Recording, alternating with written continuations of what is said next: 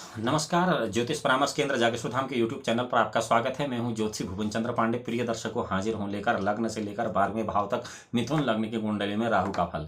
यहां ध्यान रखने वाली 3 बातें हैं। पहली बात यह है कि हमने यहां पर 8 ग्रह छोड़ रखे हैं, 11 लग्न छोड़ रखे हैं, मात्र मिथुन लग्न की बात करें और मात्र राहु ग्रह की बात कर रहे हैं।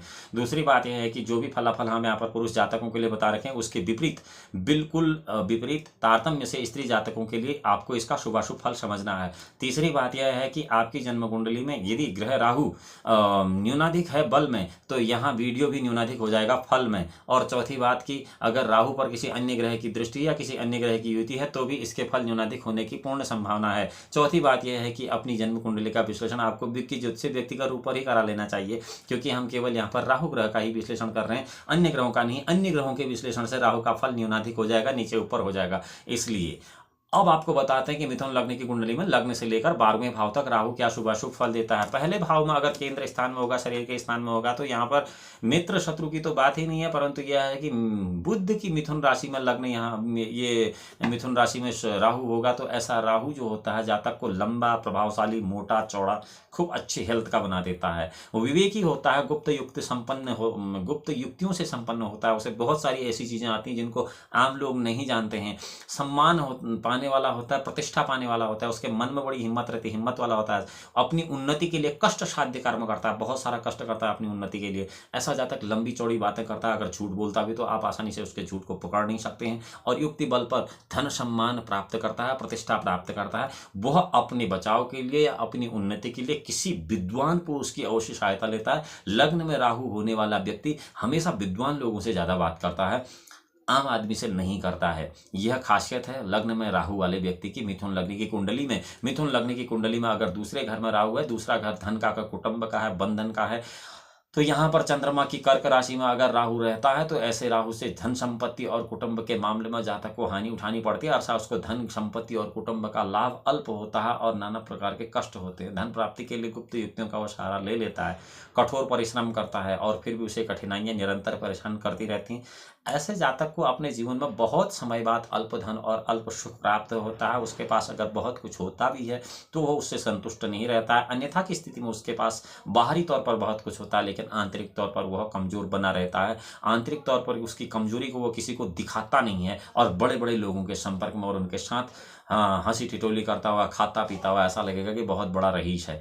तीसरे घर में अगर राहु है जन्म कुंडली में, मिथुन लग्न की कुंडली में, तो ऐसे में भाई बहन होते हुए भाई बहनों का अल्प सुख आदमी को प्राप्त होता है। और यहाँ पर वो सूर्य की सिंह राशि में रहता है राहु, तो ऐसे में भाई बहन के सुख में कमी आती है, उसमें कष्ट होता है। परिश्रम, कष्ट, हिम्मत के साथ अपनी उन्नति के लिए ऐसा व्यक्ति प्रयासरत रहता है। धैर्यवान और गुप्त युक्तियों से संपन्न बहादुर स्वभाव का ऐसा आदमी होता है, परंतु कभी कभी उसे बहुत बड़े संकटों का सामना करता है और इसलिए वह अपने जीवन में पूर्ण उन्नति करने में असमर्थ हो जाता है। तीसरे भाव में राहु अगर मिथुन लग्न की कुंडली में हो। चौथे भाव में अगर राहु है मिथुन लग्न की कुंडली में, तो जो केंद्र का घर है, माता का घर है, भूमि भवन का घर है, यहाँ पर कन्या राशि जो कि बुध है उसमें अगर राहु रहेगा तो इससे जातक को माता के सुख में कमी प्राप्त होगी। भूमि संपत्ति, मकान, घरेलू सुख में असंतोष रहेगा, झगड़े झंझट का योग बराबर बना रहेगा। ऐसा जातक गुप्त युक्तियों के बल पर सुख की प्राप्ति के लिए प्रयासरत रहता है, लेकिन उतना सुख प्राप्त नहीं कर पाता है। बहुत कठिनाइयों के बाद सुख साधन प्राप्त करने में सफल होता है। ऐसे जातक को घरेलू सुख शांति में कमी का अनुभव होता रहता है।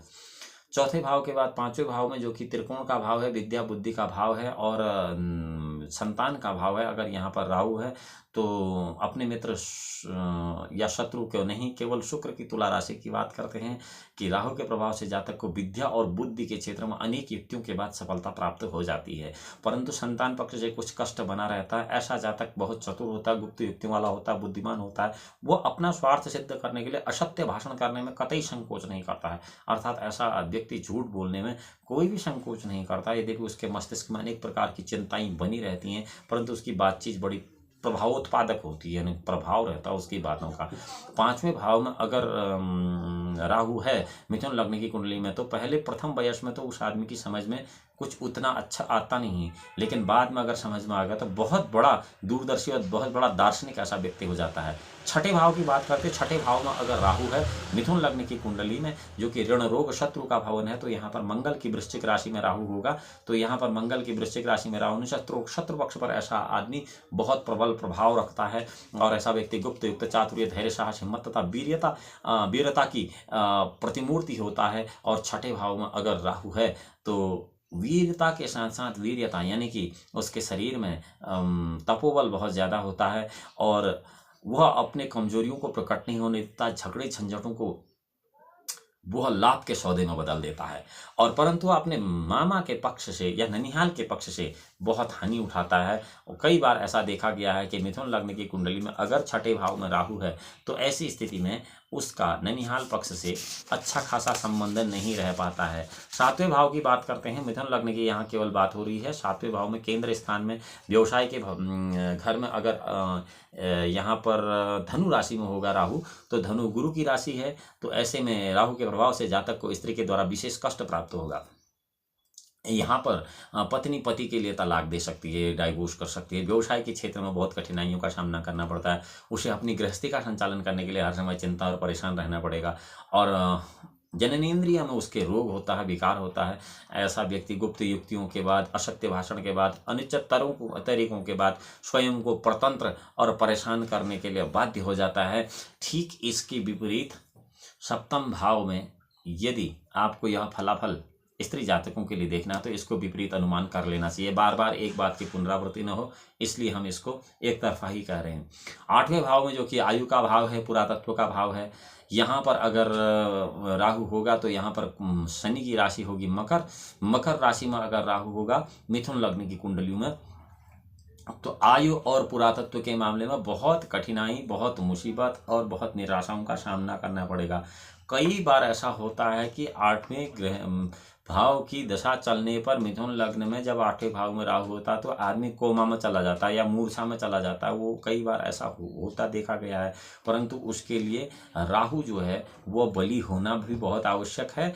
तो इसके साथ ही राहु का ये फलाफल तभी सही हो सकता है जबकि वो राहु पूर्ण रूप से बली हो और वहाँ पर किसी अन्य ग्रह की दृष्टि या अन्य ग्रह का युति न हो। उसके बाह्य और आभ्यंतरिक रूप में अंतर होगा और वह अपनी कठिनाइयों को किसी पर प्रकट नहीं करेगा। आठ के भाव में अगर राहु है मिथुन लग्न की कुंडली में। नौवें भाव की बात करते हैं। नौवां भाव त्रिकोण का भाव है, भाग्य और धर्म का भाव है। यहाँ पर अगर राहु रहेगा तो नौवें भाव में कुंभ राशि रहेगी। शनि की मूल त्रिकोण राशि है, तो यहाँ पर भाग्य उन्नति के क्षेत्र में अनेक कठिनाइयाँ आएंगी। अत्यंत परिश्रम करना पड़ेगा, बहुत ज़्यादा परिश्रम करने के बाद उसके भाग्य की वृद्धि होगी। उसे पूर्ण सुख तथा सम्मान प्राप्त होने में बहुत कठिनाई होगी। इस प्रकार उसका धर्म पालन भी दिखावटी होता जाएगा, वो धर्म पालन भी ढंग से नहीं करेगा। क्रूर ग्रह की राशि पर क्रूर ग्रह की उपस्थिति के कारण जातक कठिन परिश्रम और गुप्त युक्तियों के द्वारा बाद में थोड़ी बहुत सफलता प्राप्त करेगा, लेकिन वह अल्प सुखी ही रह जाता है। नौवें भाव में अगर राहु है मिथुन लग्न की कुंडली में, इसकी बात कर रहे हैं। 10वें भाव में अगर राहु है मिथुन लग्न की कुंडली में, तो मिथुन लग्न के 10वें भाव में मीन राशि होगी जो कि देवगुरु बृहस्पति की होगी। तो यहाँ देवगुरु बृहस्पति की इस राशि में स्थित होने से राहु जो है पिता राज्य और व्यवसाय और सुख संबंधों में कठिनाइयां और परेशानियां देगा, और गुप्त युक्तियों एवं कठिन परिश्रम के द्वारा सफलता बाद में लेनी पड़ेगी आदमी को, अन्यथा की स्थिति बहुत मुश्किल होगी। परंतु कभी कभी व्यवसाय प्रतिष्ठा के ऊपर घोर संकट घेराएगा। ऐसा व्यक्ति सामान्यतः आशावादी होता है, उसे आशा रहती है आज नहीं कल होगा। आदर्शवादी होता है, नहीं हम तो उनके आदर्शों पर चलने वाले, नुकसान हो भी रहा कोई बड़ी बात नहीं। और बहुत कुछ संकट उठा चुकने के बाद वो अंत में यश प्रतिष्ठा तथा भाग्य के क्षेत्र में थोड़ी बहुत सफलता प्राप्त कर लेता है।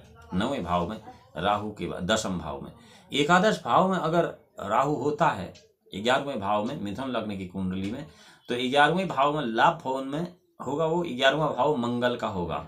मंगल के घर में राहु जो होगा जातक को ऐसे तंत्र मंत्र का आश्रय लेकर अपने उद्देश्य में सफलता प्राप्त करा देगा।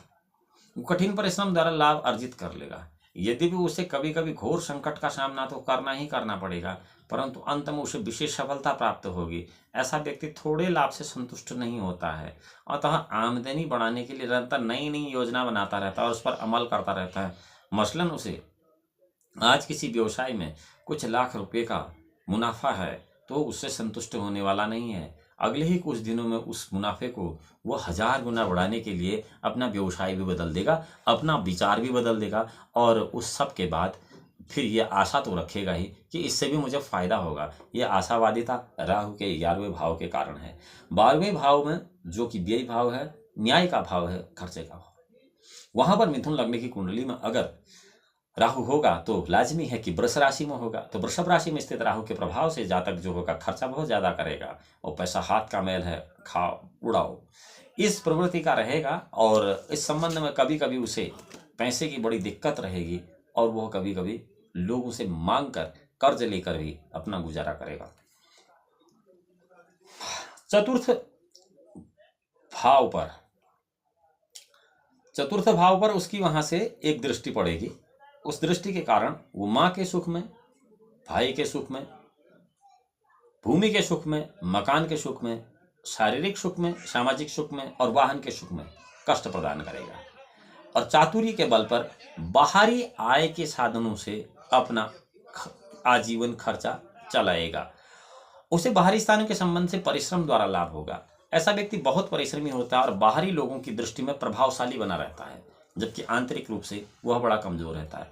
प्रिय दर्शकों, यह तथा लग्न से लेकर द्वादश भाव तक राहु का शुभाशुभ फल मिथुन लग्न की कुंडली में इसमें जो फल हमने बताए हैं वह केवल एक ग्रह राहु के बताए हैं। ये राहु का स्थान अगर कोई दूसरा ग्रह या किसी दूसरे ग्रह से दृष्ट है या फिर इसका बल न्यूनाधिक है तो इस वीडियो में बताए गए सभी फल न्यूनाधिक हो जाएंगे, इसमें कोई संशय नहीं। इसलिए यदि आप अपने जन्म कुंडली का सही विश्लेषण चाहते हैं तो किसी विज्ञ ज्योतिषी को व्यक्तिगत रूप पर अपनी कुंडली का अवलोकन करा लें। आशा करते हैं ये वीडियो आपको रोचक लगी होगी। और यदि आप ज्योतिष की जिज्ञासा रखते हैं, ज्योतिष संबंधी जानकारी चाहते हैं, तो ज्योतिष परामर्श केंद्र जागेश्वर धाम के इस यूट्यूब चैनल को लाइक करें, सब्सक्राइब करें और बेल आइकन का बटन केवल इसलिए दबाएं कि सोशल मीडिया प्लेटफॉर्म पर सबसे पहले आपको ये जानकारी प्राप्त हो सके। अगली वीडियो में मिलते हैं हम आपसे। मिथुन लग्न की कुंडली में लग्न से लेकर 12 भावों तक केतु क्या शुभाशुभ फल देंगे इस वीडियो में। जब तक हम मिलते हैं, भगवान भोलेनाथ आपका परम कल्याण करें। तब तक के लिए नमस्कार।